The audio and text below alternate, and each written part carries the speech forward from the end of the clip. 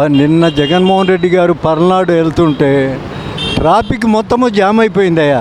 Traffic అంటూ jam అయిపోయి ప్రజలు అసలు రోడ్ల మీద జగన్మోహన్ రెడ్డి గారు వచ్చారు, ఆయన చూడాలి, ఆయన ఏమి వాగ్దానాలు చేస్తాడు, ఏం మాట్లాడతాడు, ఆయన మాటలు వినాలి. ఒక్కొక్కరైతే జగన్మోహన్ రెడ్డి గారిని తాకితే నాకు అదృష్టం, నాకు ఇంతకంటే అదృష్టం లేదు నాకు అని ఆయన చేయి తాకి ఆ అదృష్టాన్ని పొందినటువంటి వాళ్ళు కూడా ఉన్నారు. పల్నాడే కాదు, ఒక ఆంధ్రప్రదేశ్లో పొదిలిపోయినా పల్నాడు పోయినా ఎక్కడికి వెళ్ళినా జనసందోహాన్ని తట్టుకోలేకపోయారు. ఈ పోలీసు కూడా కంట్రోల్ చేయలేకపోయారు.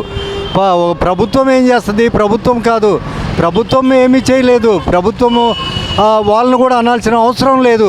పోలీసు ఎంతమంది ప్రజలను కంట్రోల్ చేస్తుంది? కంట్రోల్ చేయలేకపోయారు. పల్నాడు వెళ్ళిన తర్వాత ఆయన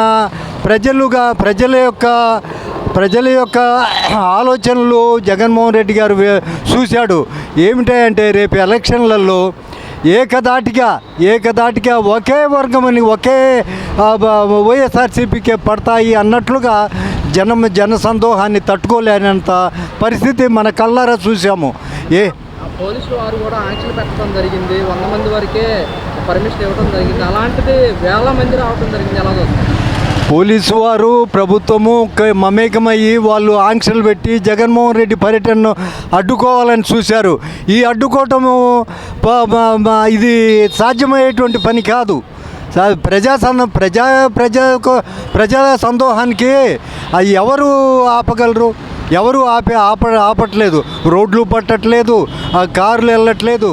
ఆయన 8 గంటల సేపు 8 గంటల వరకు ప్రయాణం సాగుతూనే ఉంది. ప్రజలు అడ్డుపడిపోతున్నారు.